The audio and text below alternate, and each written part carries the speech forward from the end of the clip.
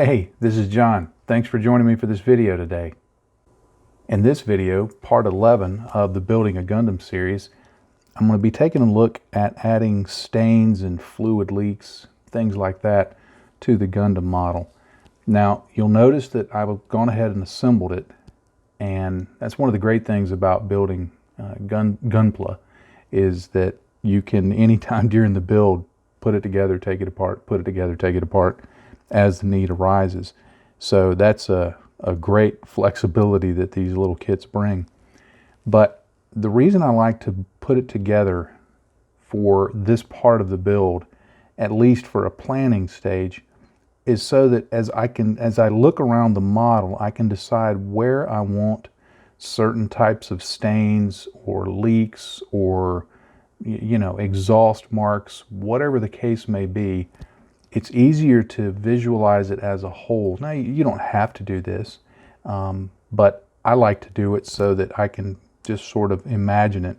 Now, some of the things I'll be covering will be using oils and acrylic products and some enamels to do various types of staining. Like, one of the areas that I always think about that would probably, if it were a real thing, would receive a lot of fluid leaks is right here at the upper part of the leg. Right up in here, you could imagine that there would have to be a lot of pistons and mechanical devices and things like that going on. Because remember, this is supposed to be 18 meters tall, about, what is that, about 60, 65 feet. So this is, this top of the leg here would be up to a height of, 40 feet or so. So we're talking a very large object. So as it moves and runs and does all of those things, I would think that even in some sci-fi universe, the laws of fluid dynamics still apply. So there would be leaks and stains and all sorts of things coming out here at the top of the legs.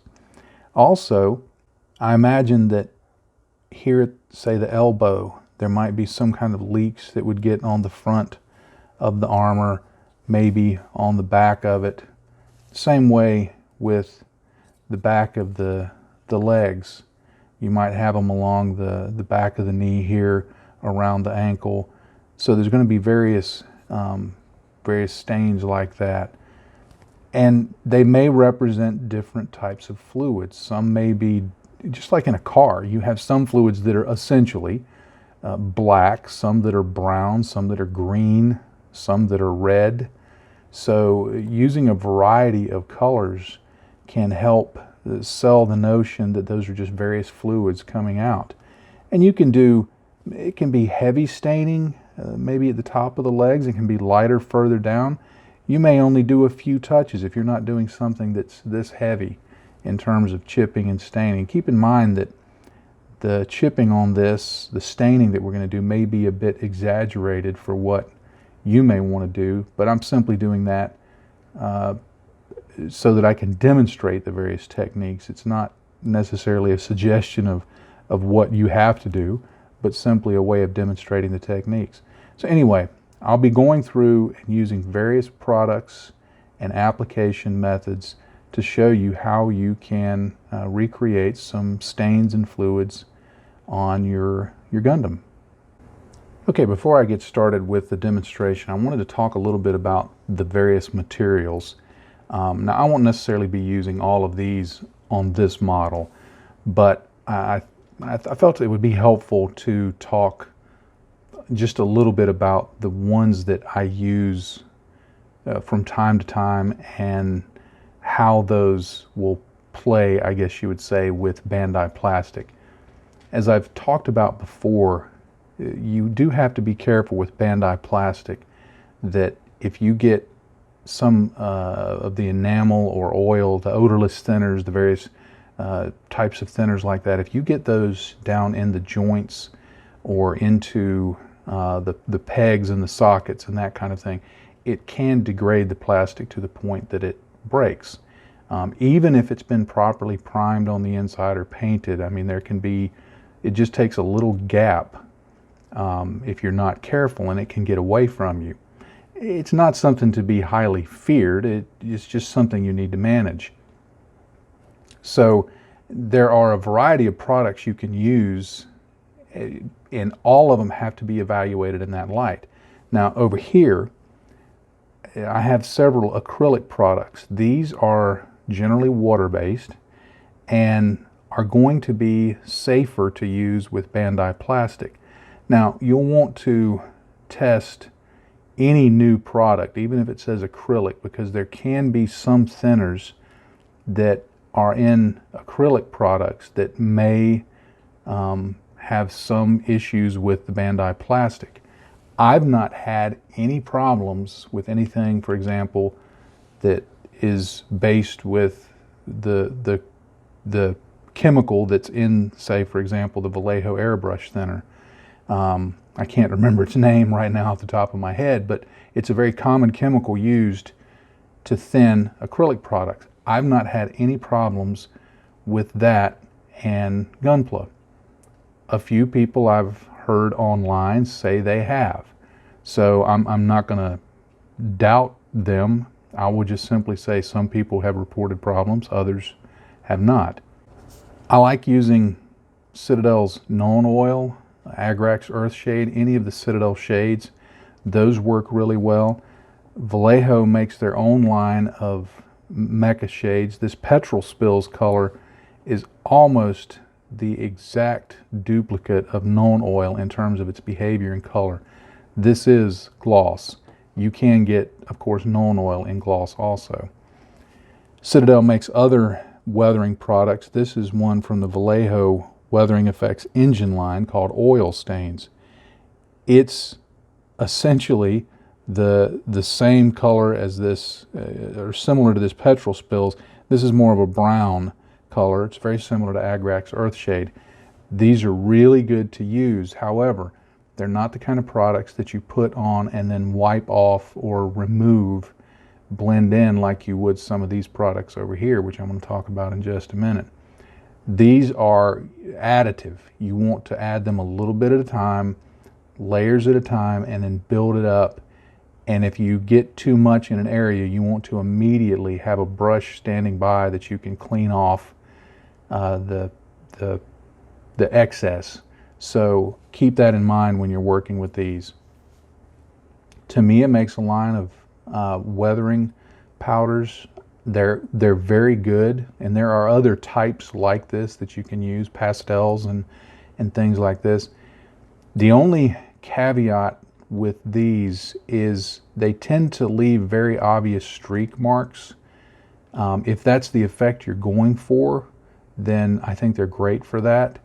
If it's not so much what you're going for, I don't think this is a single source weathering solution. It's a foundation for others. It can do particular things well, but there's other things it doesn't do as well. So this is a tool in the toolkit, not the single tool.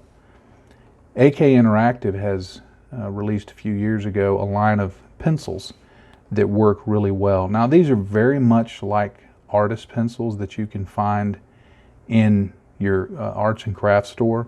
So if you have those already, give those a try. They're probably going to work very similar to these.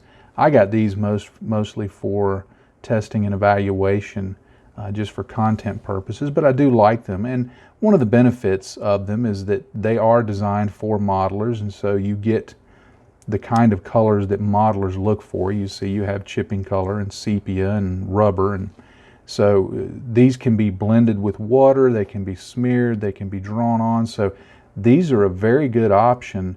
Again, I wouldn't call them a single source option, but rather a tool in the toolkit.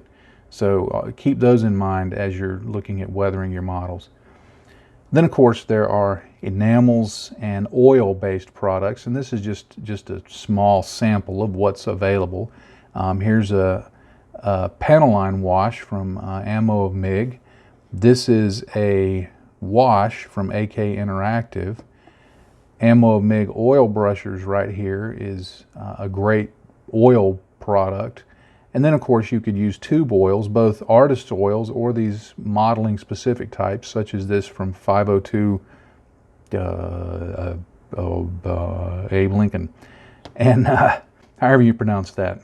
So any of these can be used. Now the benefit of these oils and enamels is that you can apply them on and then later go back and streak them and manipulate them around.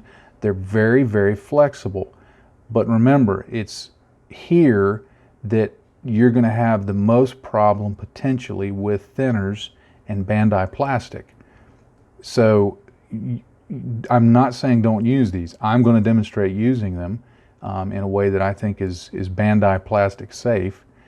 And if used with care, they're going to be very, very flexible and very, very useful. If somebody were to just pin me down and say, okay, you can only use one type of product for weathering, and only one, I would go with oils, because they give so much flexibility. I can do with oils what I can do with any of these. But the realities of Bandai plastic make these very attractive in addition to these. Another thing that you can do that will help in terms of the speed of your build, enamels and oils can take a while to dry. Enamels can take 24 hours to really get fully cured. Oils can take even longer, where you're able to really count them as dry and they can't be reactivated and pulled up. Acrylics dry much faster. So one of the things that I often do is I'll layer the different products together to take advantage of the various drying times. So what I may do, if I want to stain an area, I may put down a base of some acrylic product, which is going to dry fairly fast. Sometimes it will be dried and workable within minutes. And then on top of that, I may blend some oils in and give that a little time to dry, and then I can go back later and put more acrylics on top of it, or pencils, or any of these, the weathering powders. So using them in combination and taking advantage of the drying and curing times can really help add to the depth of your finish, and you're not having to worry about successive layers interfering with the other. For example, I could put on some acrylics, let that dry, put some oils over it, let that dry, put some more acrylics over it, and I don't have to worry about each layer reactivating the one beneath it. However, if I put down some enamels and then let that dry, and then some oils and let that dry, and then some enamels and let that dry, if I don't give it a lot of drying time between each successive application, I run the risk of each successive layer muddying up the one beneath it or mixing with the one beneath it. If that's what you want, take advantage of that. But if you're wanting some distinctive layering, some depth of finish, then swapping back and forth between acrylics and enamels or oils really gives you the ability to do that. Okay, to get started, I want to do some staining along the upper part of the leg here to represent the fluid stains, the hydraulic stains and all that might come out of that that I mentioned earlier. To do that, I'm going to start with some acrylic products. What I've got here is some Vallejo diesel stains, oil stains, and petrol stains. Now, I don't get hung up about the whole petrol, oil, diesel thing. I just simply think of them as black, brown, and orange. That's really what I'm concerned about. And I also have just some plain water here in my palette. That's both for if I need to clean anything up and for thinning these out. Now these colors, of course, can be mixed quite easily. So you can come up with a wide variety of combinations. And there's certainly more colors than this. I could use Citadel washes for this, and they have a real wide range of colors. You could even, I've used inks for things like this. So there's a lot of acrylic products you can use. You'll notice I've got this little brush back here sitting on the back of the palette. That's my cleanup brush. If I need to dab something off or wipe something down real quick, I'll grab this, dip it in water, and use it so that I can start with a fairly clean brush. Normally I use smaller brushes like this for application. You can use whatever brush you want. The blue one is a liner brush, and the brown one is just a round brush. They're synthetic brushes. They're beat up. They're well used, because this is not necessarily going to have to be, you know, real precise application. So what I do is I just go in and get some of the product, and I dab it off like that. I try to get most of it off, especially when I'm first doing this, so that I can go in. Let me make sure that I get this in focus. And I just go in and start adding some of this on. And when you see that it's not like that, that meant I dabbed off a little too much, but that's fine, because that's what I want to see. I want to see how much is too much and how much is enough. Now, all I'm doing here is just providing a foundation of some darker tones. That's really all I'm doing. And I like to focus on this inner part, because this joint is right here, and this is where I would imagine a lot of the leaks are going to come from. So I go in and I put those in like that, and you'll notice I'm just dabbing them on. I'm going to put oils on top of this, so that will allow some greater depth of finish. And I just continue on around like that. As you're working this, one thing to note, it can be fun to imagine that there's, you know, a real big streak just going down like that. And you can develop a few of those, just bouncing it along like that. And that gives you some additional streaks and things. Now I'm going to switch colors, and this right now is just wet on wet, and I want that. I want there to be some blending. I want to make it look like there's multiple kinds of stains going on here, and I'm deliberately going in heavier with this one because of, well, the reasons. Sometimes I think it's fun to do things in a variety of ways with a variety of colors and a variety of mediums, and not necessarily have a hard and fast thought in mind of why it's that way, but you invite the viewer to decide for themselves why they think it's that way. You know, here's some black stains and some brown stains, and those brown stains are kind of heavy right there. What does that mean? And you may not do it this way on the other leg. You may not have that color at all. Or you may go for a more symmetrical approach. But I just go in and add those in like that. And I tend to work a section at a time. Like I'll grab off camera, I'll grab the other leg and work on it also. But as you see it starting to dry, you see that it's developing some good staining right there. Another thing I like to do just at various places on the model is develop some staining along a panel line, just to suggest that something's going on inside of there, some fluid sprayed out for whatever reason, and it created a stain. So as you're doing this, just look for areas. I call them serendipity moments. I just decide, hey, I think that's going to happen there, and you make it happen. Okay, I completed the tops of the legs, and I set those aside to dry for a moment. While those are drying, I want to do some oil work, and for that I've got some Starship Filth. This is actually from Ammo of MIG. It's from their oil brushers, but you can use any kind of oil. The oil brushes are simply oil paint that's been just slightly thinned. It's not near as thick as it comes out of a tube, but you can work with tube oils just as well. Now what I want to do is I want to add some staining right here at the bottom of the elbow joint, because I would imagine that, okay, as this thing moves around, there might be some fluids that come out of that, and they would go down. Now you can add them up here too, but on this one I want to just imagine it that for whatever reason they're going down this way.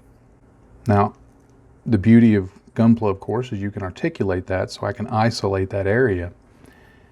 And a technique I like to use that's very Bandai plastic friendly is I put the oils on, as they say, neat. I don't thin them at all. And I'm working around the camera, so sometimes it can be a little hard to see where I'm going with it.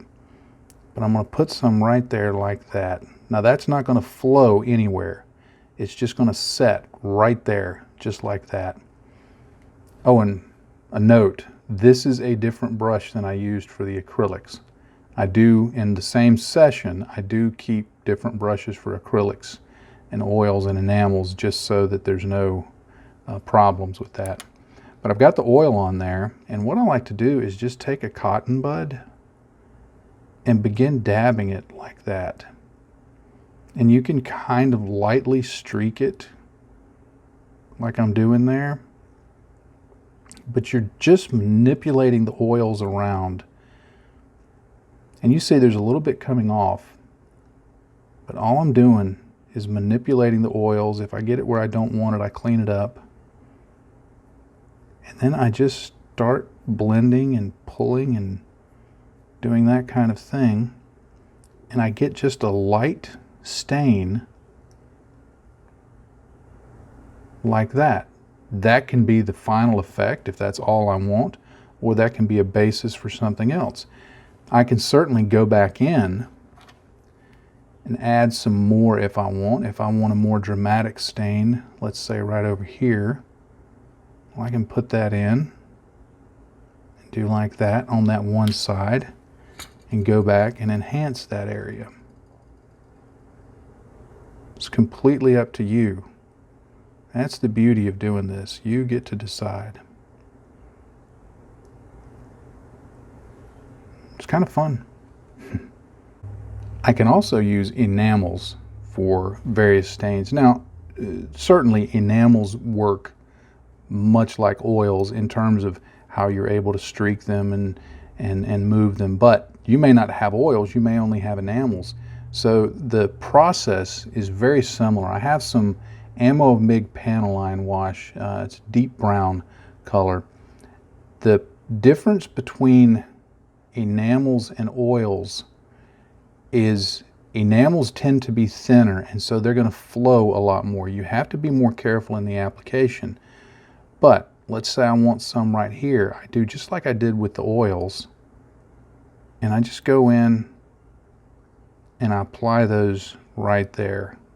Now, they're not going to flow into any joints because I'm being very careful in my application. I didn't thin this at all. This is right out of the bottle, which helps control the flow. And I just apply it. And you'll notice that in terms of how they apply, they look more like the acrylic product, but in how flexible they are for streaking and manipulating, they work like oils. Now remember, the surface of the model here is gloss. If you're having trouble working with oils and enamels on a gloss surface, you may want to give it a satin coat prior to working with those. That's going to give a little more grip and make it a little more productive. I've done this enough that I'm comfortable making it work. But if you're not, then adding a satin coat. I don't suggest a matte coat to work oils and enamels over, because the matte coat, the properties that make it matte also means that those oils and enamels might do what I call bleeding a little bit. You will see texture suddenly appear that you didn't know was there when you put these over a matte coat quite often. So a satin coat is usually a very good choice for this. Now what I'll do though is I'll put that on and I'll let that actually dry for about 10 minutes until it goes matte. Once I see that it's no longer glossy, then I'll start to manipulate it.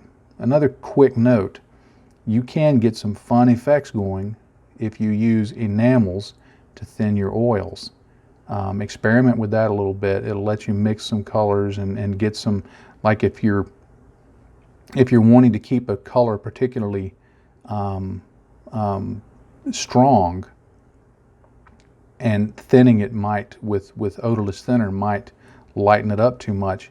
If you thin it with the same or similar enamel product, then an enamel wash, then you'll keep that strong color, you'll get the flow that you want, and the two can work interchangeably.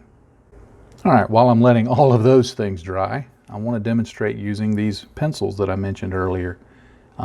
They're a real quick and simple way to add some stains. And I just go in here, I'm using the rubber color, and I know this isn't rubber, I just like the color.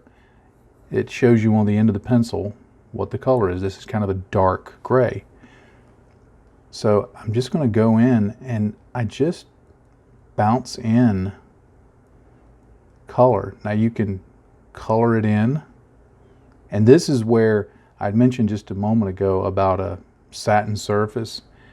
This is where a satin surface would be much better to work with, but we can make this work. But I just go in and I start bouncing that around to add a suggestion of some stain, and I may bring one down like that, like it's leaking a little bit. And I'm just tapping it. Now you can draw, you can color. Because of this gloss surface, it's easier to do this tapping kind of motion. And maybe you want to switch colors.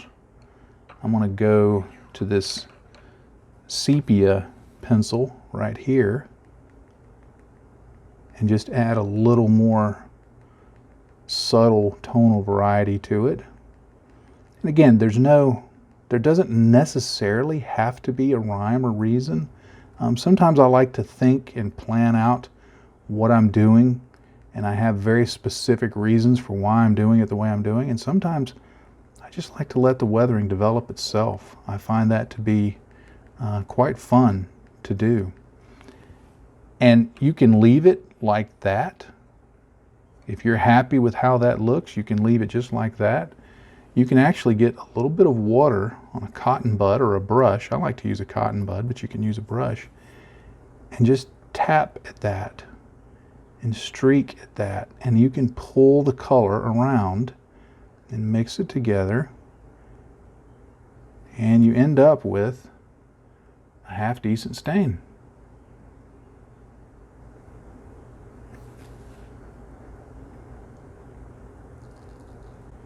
Okay, the enamels that I put on the shoulder here have matted out. They've dried enough that I'm ready to work with them further.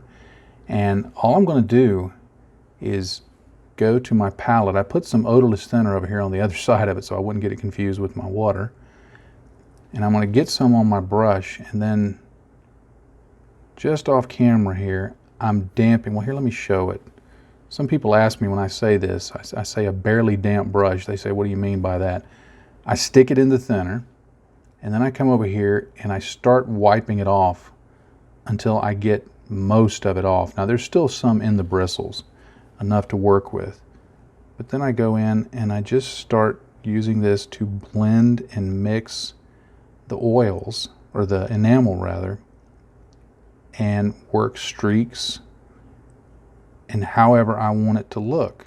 And I can wipe it off if I want to remove some of the enamel, and I can clean it up. And enamels and oils are beautiful in that you can push them where you want them.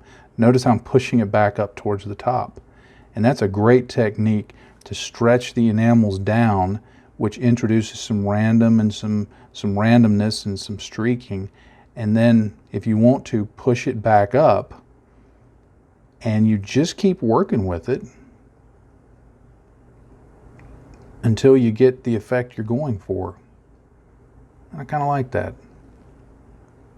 And in none of this did I do anything that would endanger the joints, because I was very careful with the application of the enamels and with the later cleanup. And if you don't like how it looks at all, you just simply take a cotton bud, a dry cotton bud, and wipe it off. Earlier I'd mentioned that I don't see the Tamiya powders as a single source of weathering. I think they They work in certain areas well, and others not so much. You'll see it quite often. A modeler will get a hold of some of these and they'll show their model, and if you see it's just covered in various streaks of different colors, they probably went with Tamiya weathering powders alone. And that's fine if that's what you want to do, but to me it's just very one-dimensional and doesn't give depth and life to the subject. But one area that I think they are fabulous in is adding things like exhaust stains and cordite stains and things like that. So this bazooka is a perfect candidate for that. Now you can use the little brush that comes with it. You can use a paintbrush. I've seen people use their fingers. I like to use a cotton bud.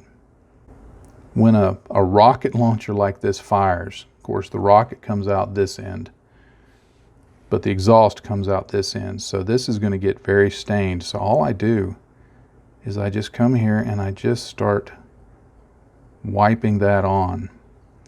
And this provides some of the best soot effects, either as a sole effect or as a basis for other effects. I think the soot effect that this applies is just fabulous.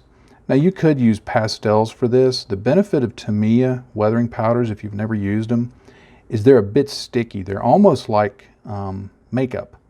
In fact, I know some guys who go to the dollar store and they get a cheap pack of earth tone makeup, whatever, I don't know what you call this. I don't know if it's mascara or I don't know what it is. But the things that look like this, they'll get I've seen guys get earth tones for real cheap from the dollar store or something like that. And they'll use those to good effect. Now, one thing you have to keep in mind with these, one, I recommend putting something down to catch the excess because it will stain your workstation. But one thing to keep in mind, these don't dry. I can come back to this in a month and I can wipe it right off. It may leave a little bit of a stain, but it's not something that really dries over time, unlike, oils, enamels, and acrylics. So you may want to keep that in mind. Now the way to get around that is once you have it on, and once it's like you want it, if you put a top coat over it, whether it's gloss, satin, or matte, it doesn't really matter. Whatever you want for the final effect on the model, that's what's important. But you will need to do something to seal that in, because otherwise, if you're handling the model, you pick it up, you give it to a friend comes over and they're looking at it, it will remove some of the weathering powders if you handle it too much. So do keep that in mind. But these are, among other things, now they're good for earth effects, and they have a whole variety of colors. It's not just these three. There's several sets that have different colors. And like I said, they are useful, but you have to, just like any product, you have to work with their limitations and strengths to get the most out of them. Okay, the acrylics that I applied to the upper part of the leg earlier have dried. It's actually been a day for me because of the realities of getting this video done. But normally I would wait about an hour to make sure that it was plenty dry. And of course your drying time may vary depending on the humidity and the other conditions that you're in. But this is dry. So all I'm going to do is go in with some more of this Ammo MIG oil brusher, and I'll just do as I did earlier and apply that. I'm going to put one really good streak to enhance that one right there. Now, the oils that I just put on, of course, are kind of rough looking in terms of how they, how they look. But what I'll do, and I apologize, I had to get off camera here to get this. I'm going to get this other brush. Again, I'm going to unload most of the thinner. And I'm just going to begin blending that in and working that around.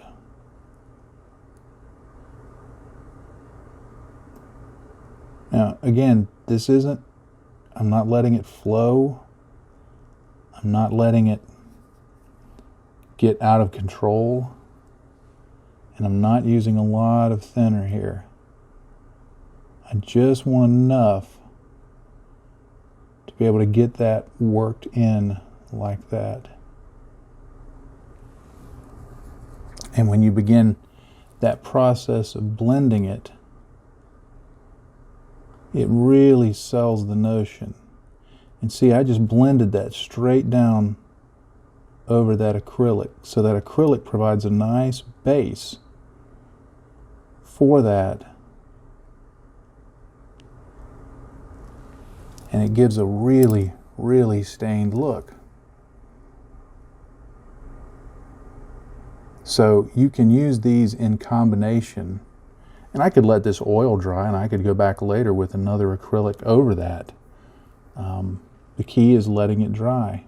Now the great thing about this oil, and this is what I'm going to do with this, is I'm going to let this dry for half a day maybe, and then go back and check it, and if I want to make any adjustments I can.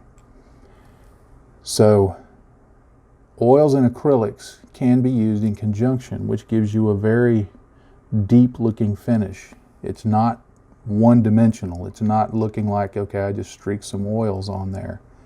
It really does look like that stuff has been happening over time with various fluids. I think it does in my mind. So it's a great way to add depth to your finish. All right, well, I think that'll wrap this up for this video. I've gotten some parts finished that I did the demonstration on here in the video, and so I'll need to go back and get this arm and his torso done. I'm going to do some staining up under the armor skirting, around the various vents, around these joints here where things would move. The key is, well, two keys. You want to, in my opinion, you want to look for areas that either have some kind of articulation around the joints, or where major pieces of armor meet, like right here where there would be some articulation in the waist. Any place that there would be any kind of pistons moving or anything like that. Or if you imagine an area like along this leg armor here, that maybe there's something going on in there that things could get out. So there's a lot of places that you could consider might have some kind of staining or fluid leaks or whatever going on. And again, you can be as light or as heavy as you want. You don't have to do this at all if you're looking for a really clean build. You can go much heavier than this if you're really wanting it to look beat up. It's completely up to you, whatever you think works. I went a little heavier on this than I probably normally would have, simply for the sake of demonstration. But think in terms of, you know, where logical stains would be. I don't think you would necessarily see a stain just start in the middle of this calf armor and just go down there. Although it could be some external environmental force doing that. But think in terms of logically where they would be. And then the other thing is, don't just limit yourself to, I guess you'd say, one round of stains or streaks. And don't use one color, don't use one type of product. You know, maybe what you have is some pencils and some acrylic paint. You could thin the acrylic paint down, you could use various mediums, you could use that as a basis for it, you could use the pencils to go in and do additional streaks. Maybe all you have is oils, as long as you're using multiple colors of oil. And then remember, you can still paint oils on. You could paint deliberate streaks, you could paint deliberate patches, and then let that dry, and then do some blending of other colors around it to give an effect kind of like this. So there's a lot of different things you can do. There's no limit to your imagination, but doing multiple layers and multiple colors will really help sell the depth of the finish of the model you're working on. Well, thank you so much for watching this video, especially if you're still watching at this point. Thanks for hanging in there. There are links below in the description to the various social media platforms and to my blog. I would appreciate it if you would pick one of those that's your favorite and subscribe or like or do whatever the action is required, and you could keep up with my work. If you've been keeping up with my work and you find it helpful and you want to help me in keeping going, I would appreciate if you would also click that link to Patreon and see the levels of support that I offer there and the various benefits of each of those levels. I would appreciate your consideration. And if you were already supporting me on Patreon, thank you so much. My family and I are very grateful for that, especially at this time in our world's history. So I'm very thankful for that. It is a blessing and a benefit. And of course, if you're not already subscribed, click the subscribe button somewhere down in there, and the little bell icon so you'll be notified when I have a new video out. And finally, I'd just like to say, in this hobby, if you're not having fun, you're doing it wrong. Happy day to you, friends. Bye-bye.